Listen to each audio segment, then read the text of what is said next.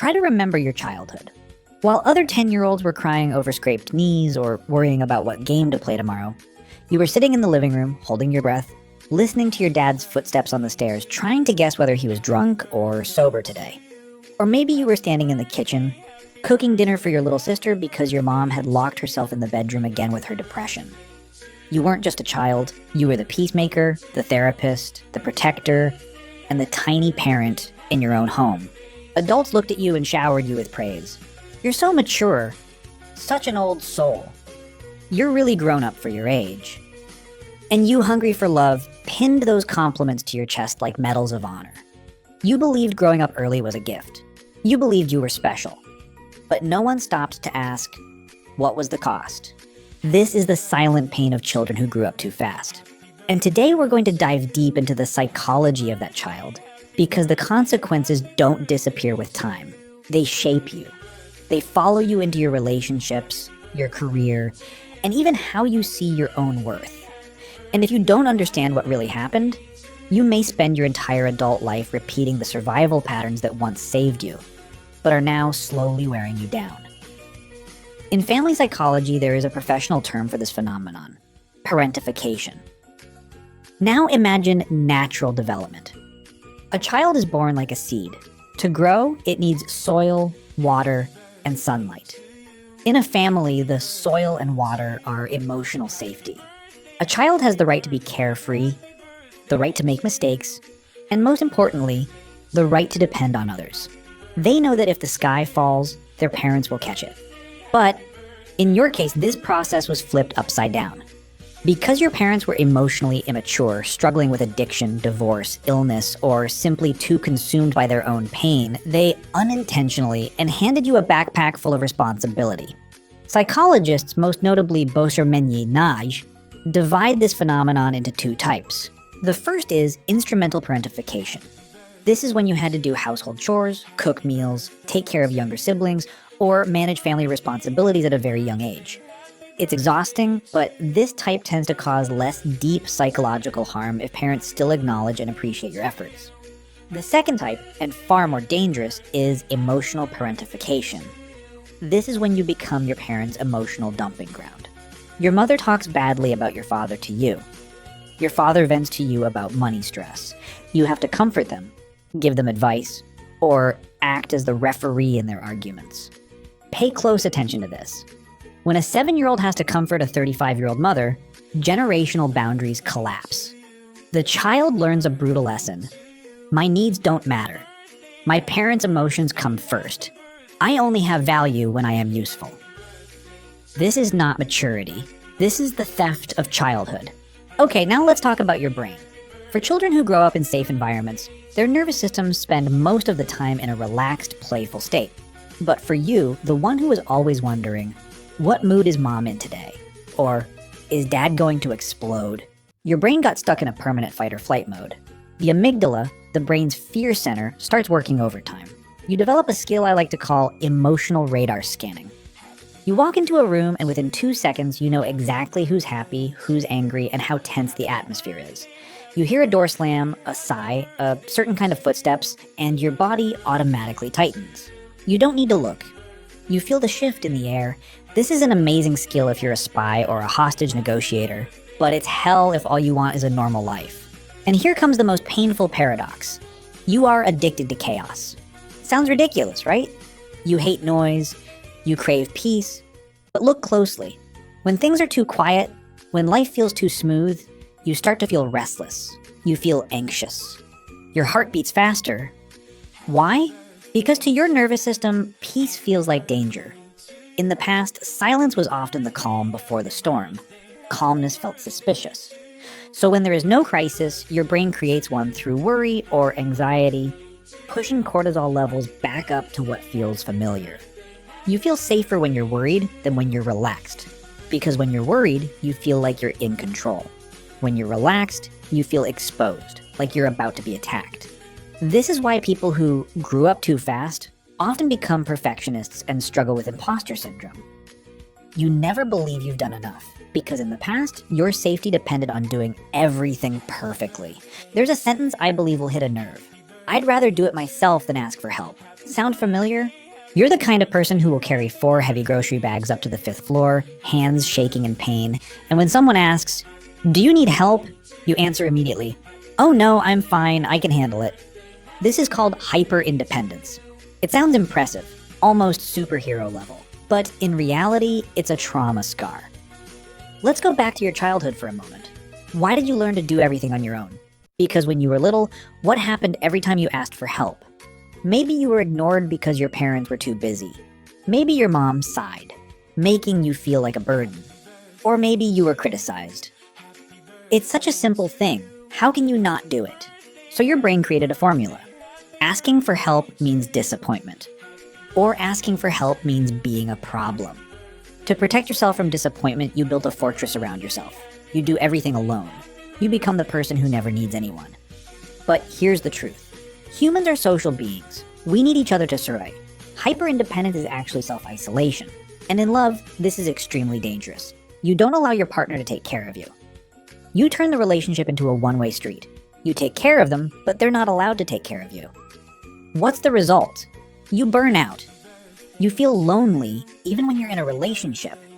You feel resentful, thinking, why does no one understand me? Why does no one help me? But the truth is, how could they help when you never let them in? You locked the door too tightly. This hyper-independence isn't strength. It's a suppressed cry for help. It says, I'm so afraid of being rejected that I no longer dare to ask for anything. And by keeping yourself in this state, you lose one of the most precious human abilities of all, the ability to fully flow into what you're doing. Have you ever wondered why having fun feels so hard for you? In psychology, there's a state called flow, defined by Professor Mihai Csikszentmihalyi as being so fully focused on an activity that you lose track of time, forget yourself, and feel a pure sense of joy. It's the child completely absorbed in building a sandcastle, or the artist lost in every brushstroke. But for a child who grew up too fast, flow is a forbidden luxury. So why can't you reach flow? Simply because to truly sink into joy, your mind has to feel safe and relaxed. But you're different. You're like a security guard who never gets off shift. Even when you're watching a movie or traveling, part of your brain is still on high alert. You're unconsciously waiting for something to go wrong or worrying that you've forgotten something important. For you, letting go feels dangerous, like if you stop worrying, something bad will happen immediately. And so you lose the ability to do something just for fun. Everything has to have a purpose, a plan. Even when you're on vacation, instead of enjoying the moment, you're busy checking off a to-do list or making sure you're taking photos the right way. You're not really playing. You're managing your play to make it perfect. As an adult, this turns you into an extremely productive person, but one who always feels empty. You can sit and work for 10 straight hours, but not because you love it. You do it out of fear. Fear of being judged, fear of failure. Fear that everything will fall apart if you stop. You're not flowing in your work, you're bracing yourself just to feel safe. And in the process of holding it together, to build that perfect image of maturity, you've unintentionally left the most important part of yourself behind, the inner child. That child is trapped inside what's called the code of adulthood. But don't rush to think of the inner child as something mystical or abstract. In reality, it's simply the part of your psyche that holds curiosity, playfulness, and the ability to feel pure joy. For people who had to grow up too fast, that innocent part never disappeared. It was frozen. It got stuck at the age when it was forced to become an adult. You carry a false adult into the world to socialize, to work, to take responsibility. But inside, your real child is curled up alone in a dark room of the subconscious, afraid to come out, still believing the world is not safe for play.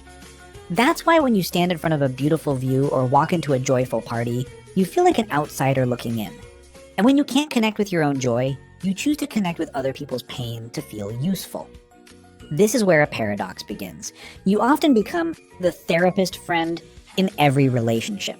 You attract wounded people, narcissistic personalities, or those who always need help. Why?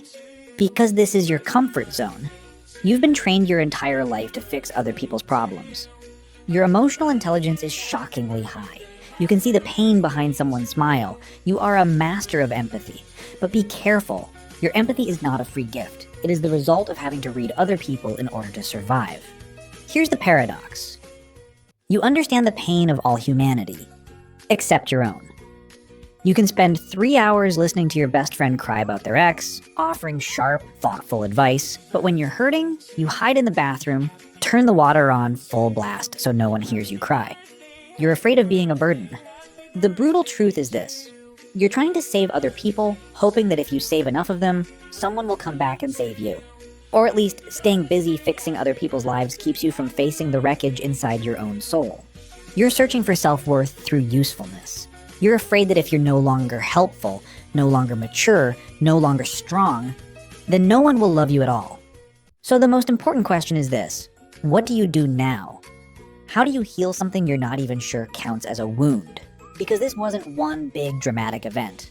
It was thousands of small moments where you carried too much and still felt like you were never enough. The solution is not trying harder. In fact, it's the opposite. It's learning how to try less. First, I want you to do one thing. Allow yourself to grieve your past self. Sounds a bit dramatic, right? But let's be honest with each other.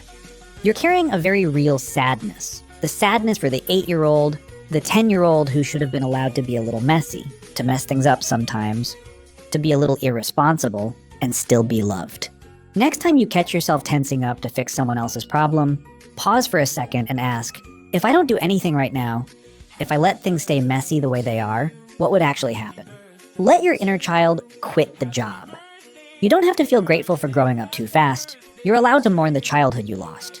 That's not ungrateful. That's being honest with yourself. Second, this is extremely important, and also the hardest part, practice being a beginner at receiving. People like us often carry a toxic belief. I only have value when I'm useful. You're like an ambulance with the siren always on, rushing to save others, but never stopping for maintenance. Start with small daily exercises. When someone asks if you need help, instead of your automatic response that you have it handled, try pausing for 3 seconds, swallowing your pride, and saying yes. That would really help. You need to understand this. You are a human being made of flesh and blood, not a problem-solving machine.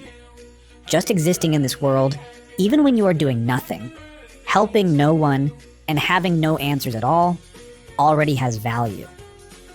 You do not need to earn love by being useful. Third, reset the 15 minutes of no responsibility rule. Give yourself at least 15 minutes every day to do something completely pointless. Something your 5-year-old self would enjoy. Play a silly game, scribble on paper, or simply lie on the floor staring at the ceiling without thinking about your to-do list. When guilt shows up, and trust me, it will, smile at it. Tell yourself, I'm training my brain to learn that the world is still okay even when I'm not controlling it.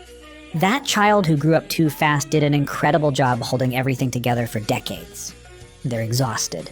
Now it is your turn, the adult version of you, to protect them and let them rest. There's one truth I want you to remember. You don't have to be a hero to deserve to exist. From today on, allow yourself to take off the armor of the perfect adult. Allow yourself to make mistakes, to forget, to be weak, and to be a little lazy. Because that 10-year-old once carried the whole world for far too long. Now they deserve to put that heavy backpack down and get a really good night's sleep. True adulthood is not being able to do everything on your own. It's having the courage to say, I'm tired, I need a hug. Stop trying to be the parent of the whole world. Just be you, a version of yourself who is allowed to live for yourself. The journey of self-understanding is never easy. But when you understand how your brain and mind actually work, you'll learn how to love yourself in a healthier, more honest way. If you want to keep exploring the psychology behind human behavior, you definitely need to watch the next video. There's still so much about yourself you may not have realized yet. Click here and join me as we go deeper into understanding ourselves every day. I'm Apex. Don't forget to subscribe so you don't miss any new videos. Goodbye, and I'll see you next time.